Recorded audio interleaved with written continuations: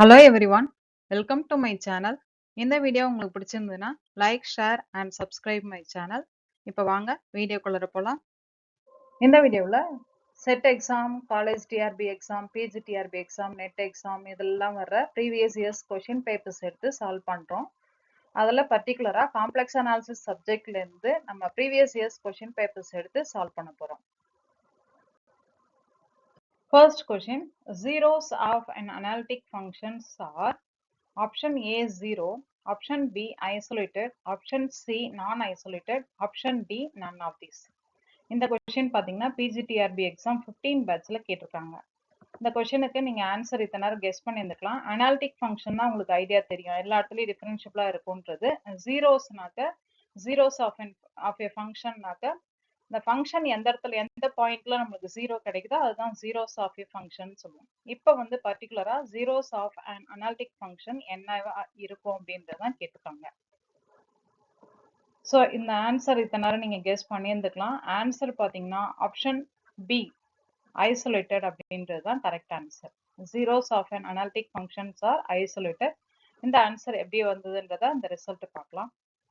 ஏற்கனவே நான் சொன்ன மாதிரி zeros of analytic function is a point at which the function vanishes or its value becomes zero. எந்த இடத்துல function value zero கிடைக்குதோ அதை தான் நம்ம zeros of an analytic function சொல்லுவோம். இப்போ பார்த்தீங்கன்னா நம்மளுக்கு இது ஒரு ரிசல்ட்டே இருக்கு, zeros of an analytic functions எல்லாமே எப்படி இருக்கும், ஐசோலேட்டடா இருக்கும்ன்றது. ஸோ ஆப்ஷன் பின்றது தான் நம்மளுக்கு correct answer. The second question, the removable singularity of f of z is equal to sin root z divided by root z is option A z is equal to 0, option B z is equal to 1, option C z is equal to infinity, option D z is equal to -1. இந்த question பார்த்தீங்கன்னா PGTRB exam 15 பேட்ச்ல கேட்டிருக்காங்க. இந்த கொஸ்டினுக்கு answer நீங்க எத்தனை நேரம் guess பண்ணியிருந்துக்கலாம். ஆன்சர் பார்த்தீங்கன்னா option A z is equal to 0ன்றது தான் கரெக்ட் ஆன்சர். இந்த ஆன்சர் எப்படி வந்ததுன்றதை இப்போ பார்க்கலாம்.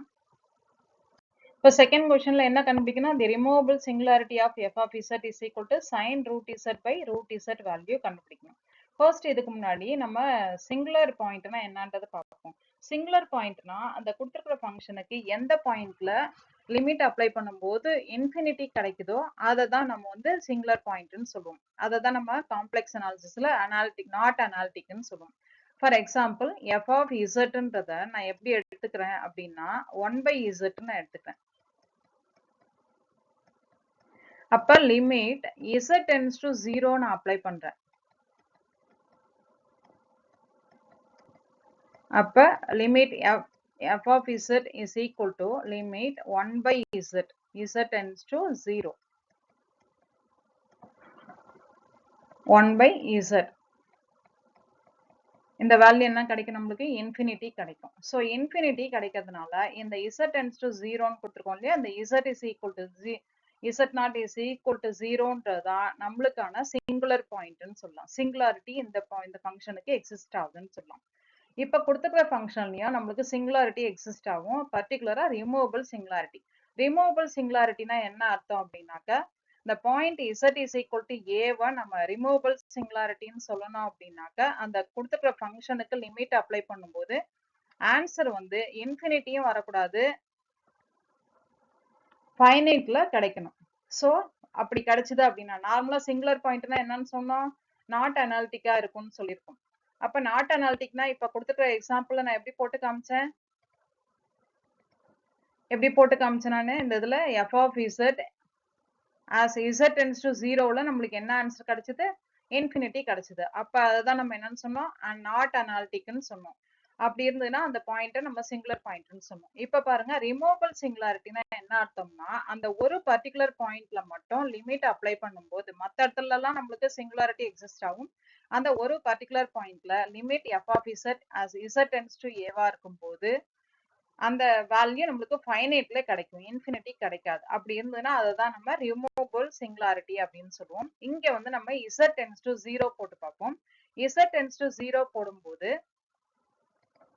limit z tends to 0 sin root z by root z is equal to 1. இந்த வேல்யூ ஏன் வந்து நம்மளுக்கு 1 வந்துச்சு அப்படின்னா நம்மளுக்கு தெரியும் ஏற்கனவே ஒரு result as limit z tends to 0 sin z by z is equal to 1. நீங்க limit theta tends to 0 sin theta by theta is equal to 1 ன்னு போட்டுப்பீங்க. இது நார்மலா நம்மளுக்கு 0 by 0 ஃபார்ம் வரும். அப்படியே சப்ஸ்டிட்யூட் பண்ணீங்கன்னா அதை வந்து நம்ம எல்ஹாஸ்பிடல் ரூலை வச்சு போடும்போது மேல cos z சைனை வந்து டிஃபரன்ஷியேட் பண்ணும்போது cos z, கீழே z டிஃபரன்ஷியேட் பண்ணும்போது 1 கிடைக்கும். சோ அப்படி பார்க்கும்போது சைனுக்கு cos z, z-க்கு 1 போடும்போது இதே z tends to 0 போடுறோம். cos 0 divided by 1 கிடைக்கும். அப்ப ஆன்சர் 1. சோ அதே ஆன்சர் தான் by using எல்ஹாஸ்பிடல் ரூல் போடும்போது ஆன்சர் மேல வந்து ஒரே term sin theta by theta ன்னு வரும்போது equal to 1 as theta tends to 0 இருக்கும்போது இதே ஃபார்மேட்ல இருக்கிறதுனால கொடுத்திருக்கிற ஃபங்க்ஷனுக்கு நம்மளுக்கு என்ன ஆன்சர் கிடைச்சிருக்கு 1ன்றது கிடைச்சிருக்கு. 1ன்றது நம்மளுக்கு ஃபைனைட் வேல்யூ. இது வந்து நம்மளுக்கு ஃபைனைட்டா இருக்கிறதுனால இன்ஃபைனைட் வரல, ஃபைனைட்டா கிடைக்கிறதுனால இந்த சிங்குலாரிட்டியை நம்ம என்னன்னு சொல்லிடலாம், ரிமூவபிள் சிங்குலாரிட்டின்னு சொல்லிடலாம். ஸோ இங்க z tends to 0 போடும்போது limit of the function value நம்மளுக்கு என்னன்னு கிடைக்குது 1 கிடைக்குது. அது வந்து ஃபைனைட்டா கிடைக்குது. So z is equal to 0ன்றது தான் நம்மளுக்கான removable singularity. Third question, if T1, T2, T3, T4 are any four numbers, then their cross ratio is option A T1 minus T2 into T2 minus T3 divided by T3 minus T4 into T4 minus T1. Option B T1 minus T2 into T3 minus T4 divided by T1 minus T4 into T3 minus T2. Option C T3 minus T1 into T4 minus T2 divided by T3 minus T2 into T1 minus T2. Option D T2 minus T1 into T4 minus T1 divided by T3 minus T1 into T1 minus T2. இந்த question பாத்தீங்கன்னா PGTRB எக்ஸாம்ல 15 பேட்ச்ல கேட்டிருக்காங்க. இந்த formula வந்து உங்களுக்கு தெரியும், இந்த கிராஸ் ரேஷியோ ஃபார்முலா. இதோட ஆன்சர் இத்தனை நேரம் நீங்க கெஸ் பண்ணியிருந்துக்கலாம். ஆன்சர் பாத்தீங்கன்னா ஆப்ஷன் பின்றது தான் கரெக்ட் ஆன்சர். இந்த ஃபார்முலா எப்படின்றத நம்ம பார்க்கலாம்.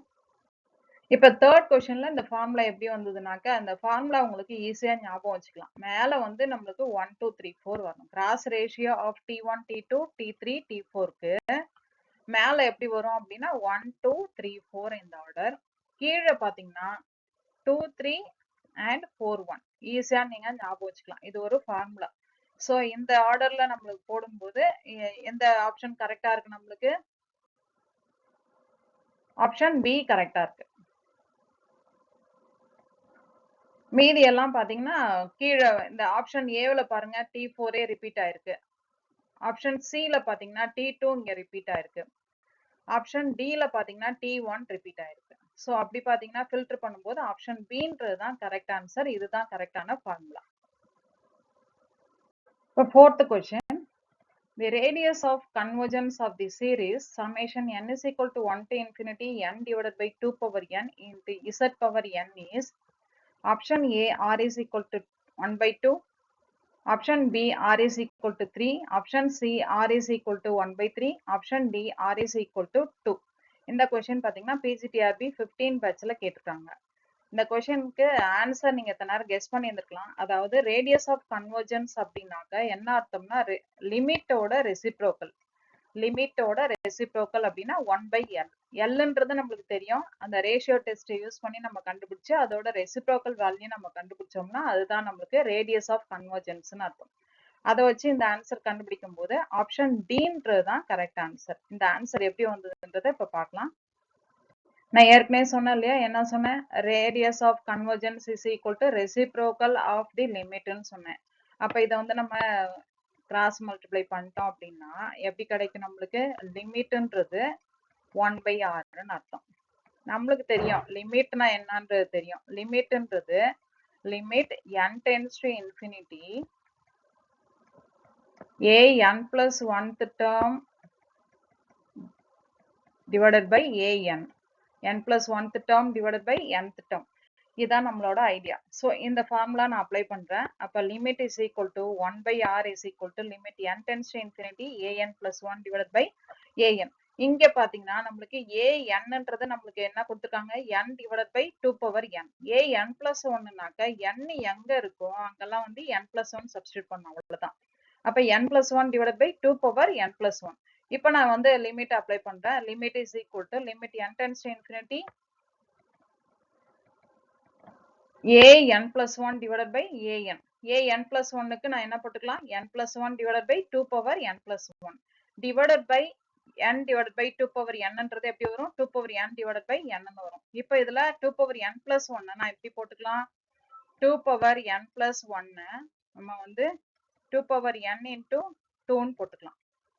ஸோ அந்த மாதிரி போடும்போது ஒரு 2 power n ஒரு 2 power n கேன்சல் ஆயிடும். அப்போ n plus 1 divided by n இந்த இதுல ஒரு 2 பவர் n நம்மளுக்கு கேன்சல் ஆயிடும். சோ அப்படி பாத்தீங்கன்னாக்க நம்மளுக்கு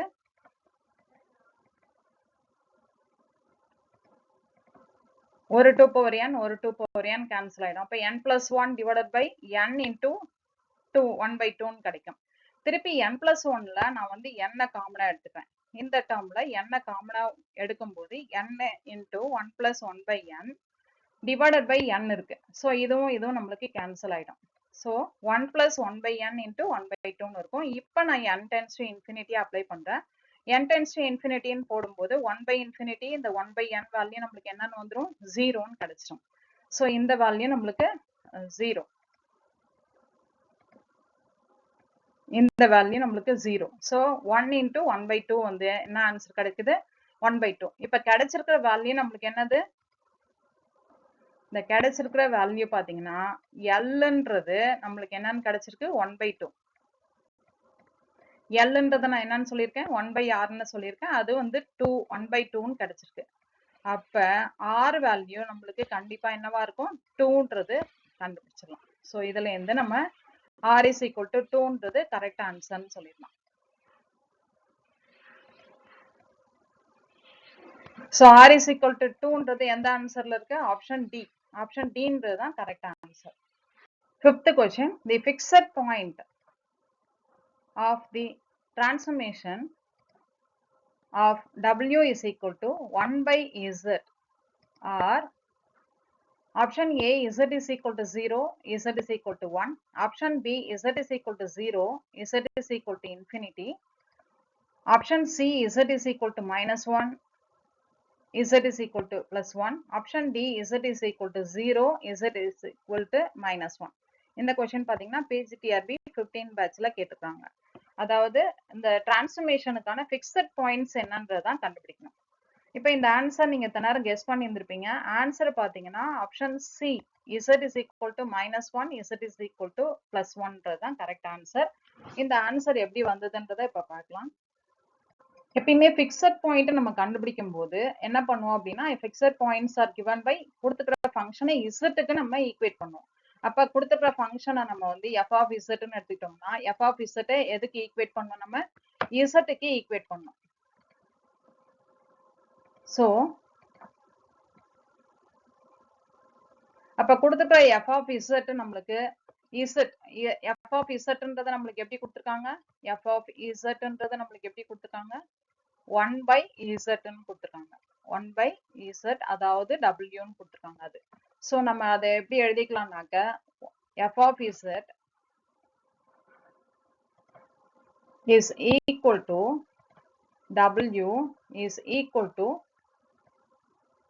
1 by z ன்னு எழுதிக்கலாம். இப்ப நம்ம வந்து f of z எல்லாத்தையும் எதுக்கு ஈக்குவேட் பண்ணணும்னு சொல்லியிருக்கேன் நானு, z-க்கு ஈக்குவேட் பண்ணணும். சோ z-க்கு ஈக்குவேட் பண்ணோம் அப்படின்னாக்க எப்படி வரும், f of z is equal to z-னாக்க நமக்கு ஃபங்க்ஷன் என்னவா இருக்கு, நம்மளுக்கு இங்க f of z-ன்னு இருக்கு. சோ அப்படி போடும்போது f of z எல்லாத்தையும் எதுக்கு ஈக்குவேட் பண்றேன், z-க்கு ஈக்குவேட் பண்றேன். அப்ப 1 by z is equal to z-னா இத கிராஸ் மல்டிப்ளை பண்றேன். அப்ப எப்படி கிடைக்கும், 1 is equal to z ஸ்கொயர்னு கிடைக்கும். அததான் இங்க வந்து இப்படி எழுதிருக்கும், z square is equal to 1.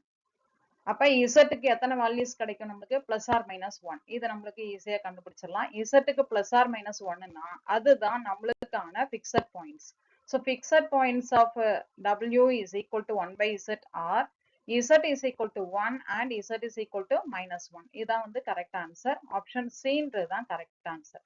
எப்பயுமே ஃபிக்ஸட் பாயிண்ட்ஸ் கண்டுபிடிக்கும் போது கொடுத்துருக்கிற ஃபங்க்ஷன் எஃப் ஆஃப் இசட்டை இசட்டுக்கு ஈக்குவேட் பண்ணுன்றது தான் லாஜிக்.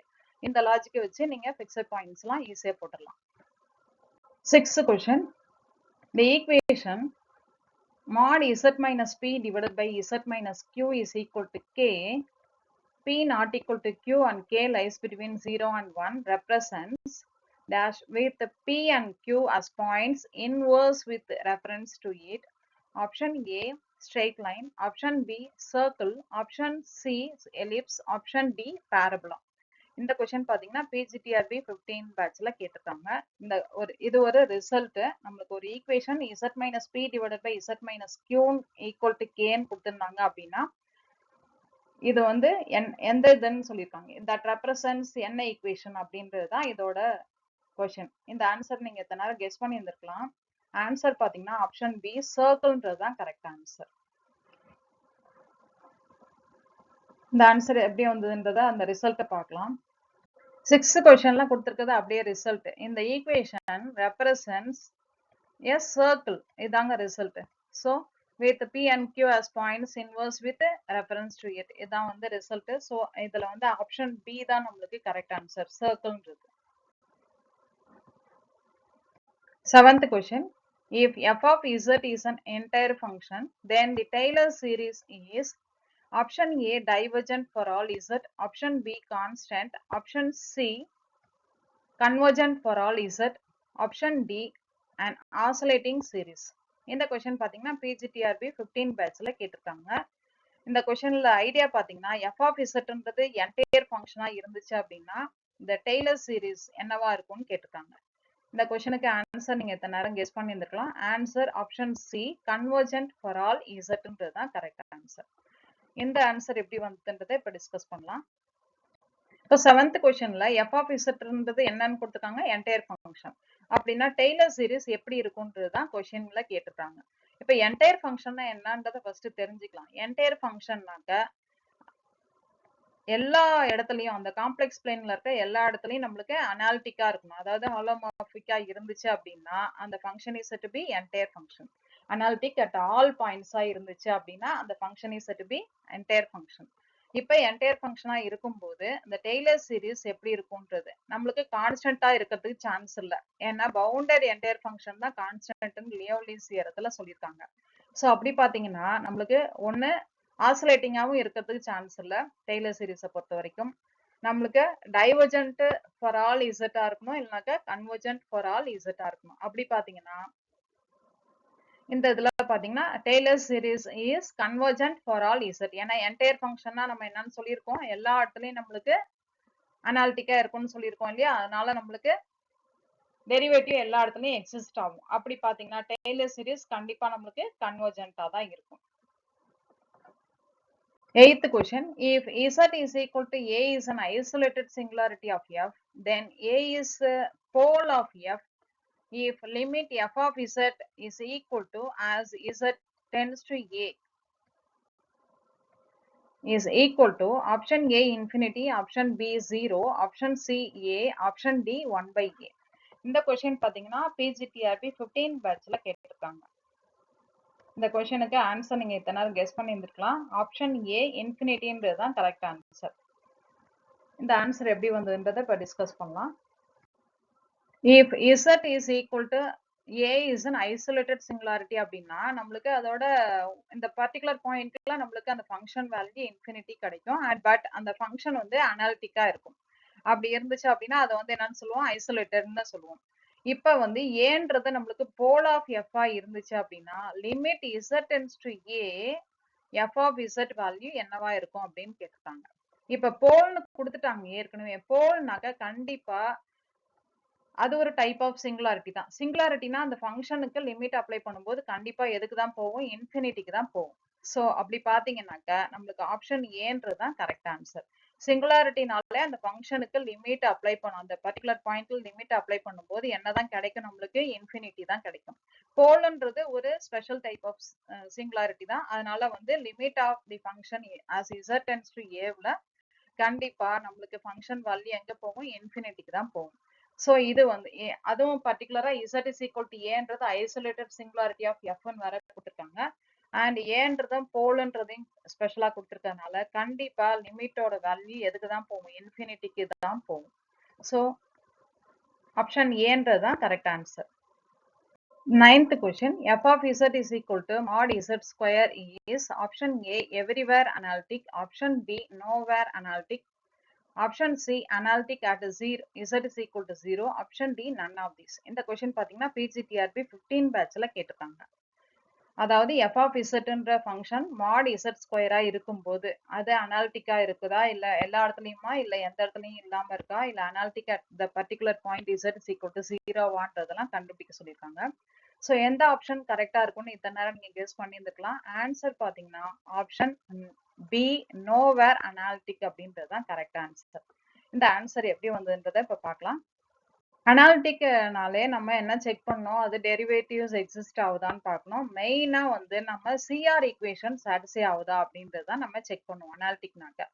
அப்ப நம்ம ஃபர்ஸ்ட் கொடுத்துருக்கிற ஃபங்க்ஷனை நம்ம சிம்பிளிஃபை பண்ணி வச்சுக்கலாம். எஃப் ஆஃப் இசட் நம்ம போடுறதுக்கு முன்னாடி இசட்ன்றது எப்படி அசைன் பண்ணிக்கணும்? இது காம்ப்ளெக்ஸ் அப்படின்றதுனால Z is equal to X plus ஐஒய். அப்ப எஃப் ஆஃப் இசட்ன்றது எப்படி கொடுத்துருக்காங்க? மாட் இசட் ஸ்கொயர்னு சொல்லியிருக்காங்க. மாட் இசட்டோட வேல்யூ நமக்கு தெரியும், square root of X square plus Y square whole ஸ்கொயர்னா இந்த ஸ்கொயரும் ஸ்கொயர் ரூட்டும் நம்மளுக்கு கேன்சல் ஆயிட்டு எக்ஸ் ஸ்கொயர் பிளஸ் ஒய் ஸ்கொயர்னு வந்துடும். அப்ப எஃப் ஆஃப் இசட்டோட value X square plus Y square மட்டும் வர்றதுனால இமேஜினரி பார்ட் இல்ல, அதனால ஐ இன்டூ இமேஜினரி பார்ட் என்னன்னு போட்டுக்கலாம்? 0ன்னு போட்டுக்கலாம்.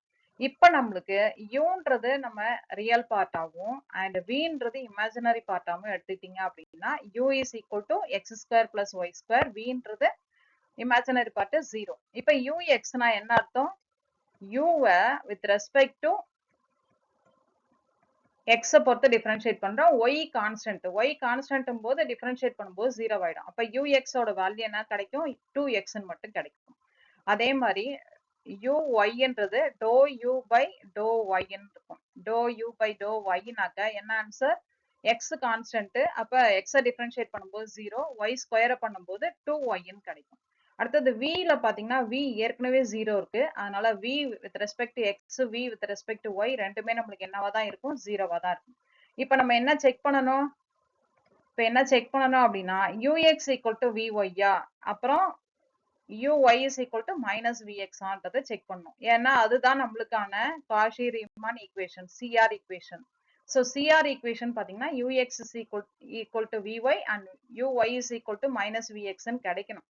இங்க வந்து ux not equal to vy கிடைக்குது and uy not equal to minus vx கிடைக்குது. ஏன்னா இங்க பாத்தீங்கன்னாக்க vx ரெண்டுமே நம்மளுக்கு 0 0ன்னு வந்திருக்கு and ux பாத்தீங்கன்னா x and y இந்த இதுல ஆன்சர் கிடைச்சிருக்கு. ஸோ எப்படி பாத்தீங்கன்னால நம்மளுக்கு CR equation is not satisfied. அப்ப நம்மளுக்கு f of z is equal to mod z square is nowhere analytic.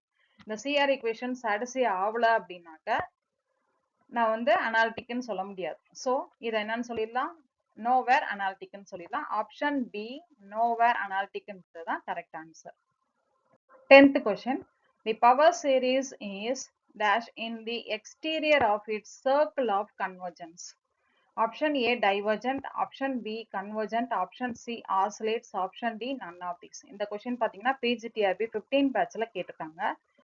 இந்த கொஸ்டினோட ஆன்சர் இருந்து இது ஒரு ரிசல்ட் தான். இந்த ஆன்சர் நீங்க எத்தனை நேரம் கெஸ் பண்ணியிருந்திருக்கலாம். ஆன்சர் பாத்தீங்கன்னா ஆப்ஷன் ஏ டைவர்ஜென்ட்ன்றது தான் கரெக்ட் ஆன்சர். இந்த ஆன்சர் எப்படி வந்ததுன்றத இப்ப டிஸ்கஸ் பண்ணலாம். இப்ப இந்த 10th கொஸ்டின்ல கொடுத்திருக்கதே ஒரு ரிசல்ட் நான் ஏற்கனவே சொல்லிட்டேன். பவர் சீரிஸ் எப்ப டைவர்ஜென்ட்னாக்கா in the exterior of it circle of கன்வர்ஜென்ஸ்ல. அப்ப இது ஒரு ரிசல்ட்ன்றதுனால அப்படியே நம்ம கன்க்ளூட் பண்ணலாம் அந்த ரிசல்ட்டை வச்சு. அப்ப power series is divergent in the exterior of its circle of convergence. So option A divergent தான் நம்மளுக்கு correct answer. PGTRB previous years question papers தான் டிஸ்கஸ் பண்ணிட்டு இருக்கோம். இதெல்லாம் தான் என்னோட ரெஃபரன்ஸ் புக்ஸ். இதை வச்சு தான் இந்த மெட்டீரியல் ப்ரிப்பேர் பண்ணியிருக்கேன்.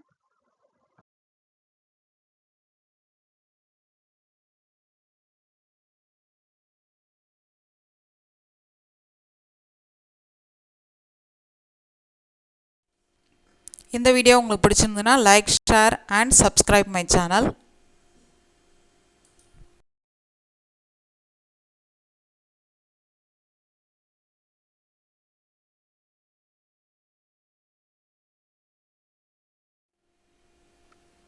நன்றி. தேங்க்யூ ஃபார் வாட்சிங். நன்றி. தேங்க்யூ ஃபார் வாட்சிங்.